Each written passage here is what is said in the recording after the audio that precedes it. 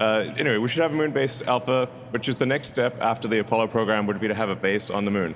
Après 56 ans, l'humanité a la chance de retourner sur la Lune, mais cette fois, nos ambitions vont bien au-delà de la collecte de roches et de la pose de drapeaux. Nous visons à établir une base permanente, une base qui permettra aux humains de vivre, travailler et mener des recherches directement à la surface lunaire. SpaceX a sa propre vision pour ce nouveau chapitre audacieux Moonbase Alpha. Mais à quoi ressemblera-t-elle réellement et pourrait-elle être la clé ouvrant une nouvelle ère d'exploration spatiale pour l'ensemble de l'humanité ? Techniquement, la base lunaire que nous nous préparons à construire ne sera pas la première base humaine sur la surface lunaire. Lors des missions Apollo, les astronautes ont établi 6 avant-postes temporaires en commençant par Tranquility Base. Cependant, ces bases s'apparentaient davantage à des sites d'atterrissage de courte durée ou à des camps de terrain plutôt qu'à de véritables infrastructures capables de soutenir une activité humaine ou robotique prolongée. À ce jour, les seules instances où des humains ont vécu sur la Lune se sont déroulées à l'intérieur des modules lunaires Apollo, où les astronautes restaient quelques jours à la fois, comme lors de la mission Apollo 17. L'un des principaux défis rencontrés par ces premières équipes lunaires était la poussière lunaire. Elle adhérait obstinément à leur combinaison et était transportée dans la cabine où les astronautes pouvaient même la sentir et la goûter. Ils décrivaient son odeur comme similaire à celle de la poudre à canon, la surnommant souvent l'arôme Apollo. Cette poussière fine est non seulement omniprésente, mais aussi potentiellement dangereuse pour la santé humaine. Alors, la Moonbase de SpaceX peut-elle surmonter les défis du passé et devenir le premier véritable avant-poste permanent de l'humanité sur la Lune ? Construire une base lunaire à partir de zéro nécessiterait les efforts de centaines de personnes, des années de planification et de développement, ainsi que le transport d'énormes quantités d'infrastructures vers la surface lunaire. Heureusement, SpaceX n'a peut-être pas besoin de suivre ce processus. Il dispose déjà d'un véhicule polyvalent Starship conçu pour transporter du fret et des humains vers la Lune et Mars. Dans la vision de SpaceX, le Starship pourrait lui-même devenir la base lunaire. Le concept repose sur la réutilisation du grand volume interne du véhicule, en particulier ses réservoirs de carburant vide, pour en faire des habitats spatiaux robustes. Bien que cette approche puisse s'appliquer à tout grand corps de fusée, le Starship Human Landing System HLS de SpaceX offre plusieurs avantages uniques. Tout d'abord, Starship est immense, même dans sa forme actuelle. Son volume interne dépasse celui de toute la station spatiale internationale.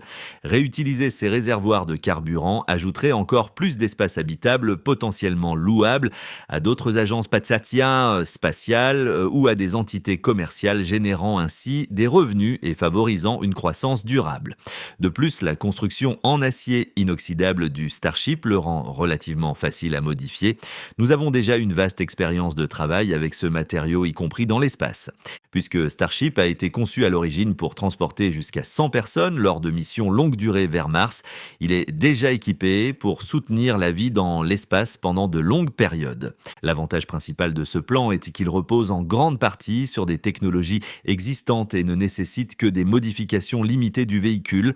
L'une de ces modifications inclut un type de rover qui aiderait à déployer l'équipement et à faire passer le Starship de sa position d'atterrissage verticale à une position horizontale, une étape clé que j'expliquerai en détail plus loin.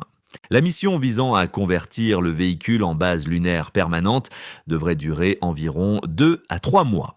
Au cours de cette opération, 2 Starships, l'un habité et l'autre transportant des fournitures, se rendront à la surface de la Lune. Le Starship non habité, dédié aux fournitures, sera lancé en premier depuis la Terre, transportant tout l'équipement, les outils, les matériaux, les systèmes et les provisions nécessaires pour construire et soutenir la future base. L'équipage responsable de la construction de la base lancera peu après à bord d'un autre Starship. Les 2 engins spatiaux se retrouveront en orbite terrestre pour faire le plein avant d'effectuer la poussée d'injection translunaire. Le Starship habité devra soutenir les astronautes non seulement pendant le voyage aller-retour, mais aussi durant les premières semaines sur la surface lunaire jusqu'à ce que la base devienne habitable. Le site d'atterrissage prévu est le pôle sud lunaire, spécifiquement le long du rebord du cratère Shackleton. Les sommets du rebord reçoivent une quasi-lumière solaire permanente, tandis que l'intérieur reste dans l'ombre perpétuelle.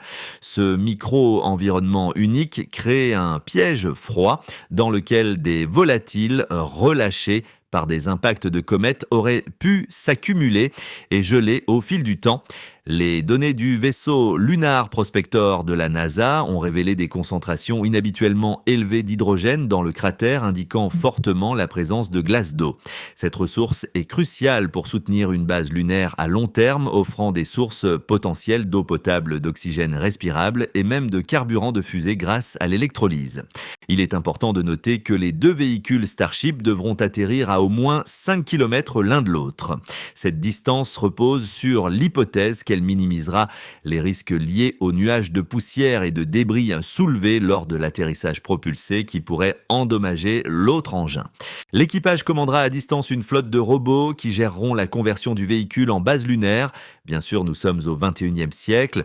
Les humains ne font plus ce genre de choses. Et puis, il y a une limite à ce que l'on peut réaliser dans ces encombrantes combinaisons EVA avec une simple pelle.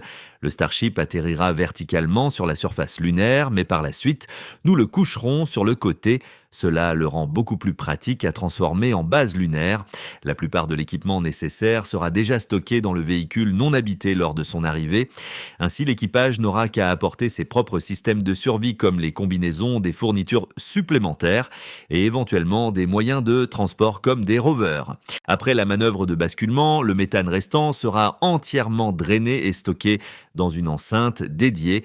La pression interne du véhicule sera maintenue suffisamment élevée pour préserver l'intégrité structurelle, mais suffisamment basse pour réduire la masse inutile. Le véhicule sera ensuite positionné entre deux crêtes parallèles de régolithes entassées afin de le stabiliser et d'éviter qu'il ne roule.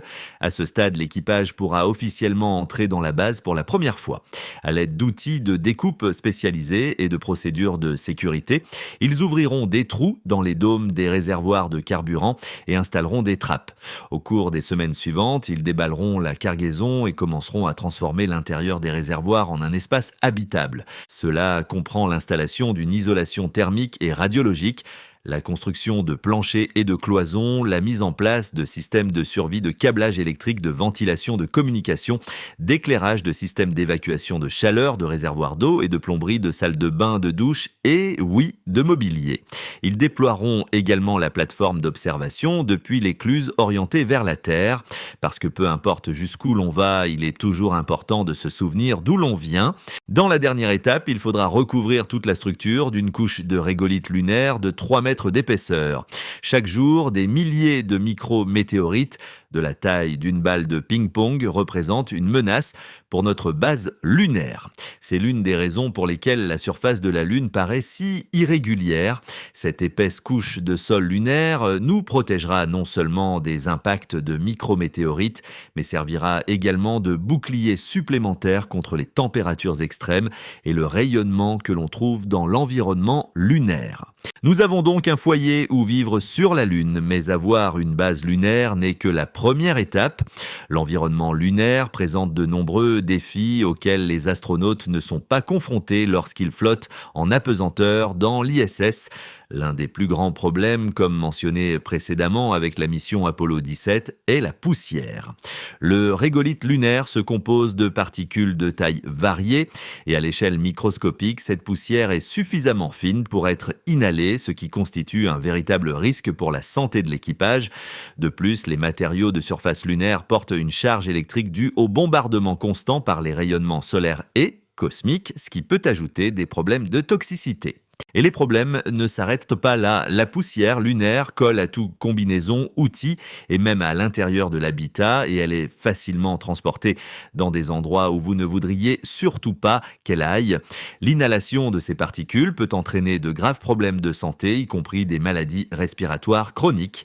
Pour répondre aux dangers posés par la poussière lunaire, des systèmes complets de gestion de la poussière et une surveillance continue de l'exposition de l'équipage, en particulier dans l'environnement de l'activité extravéhiculaire lunaire, sont essentiels. Les systèmes efficaces devraient intégrer des technologies avancées de mitigation telles que l'élimination électrostatique et diélectrophorétique de la poussière. De plus, la mise en place de SAS, équipés de joints améliorés, de protocoles de nettoyage rigoureux et de procédures contrôlées contrôlée d'entrée et de sortie peut réduire considérablement l'infiltration de la poussière.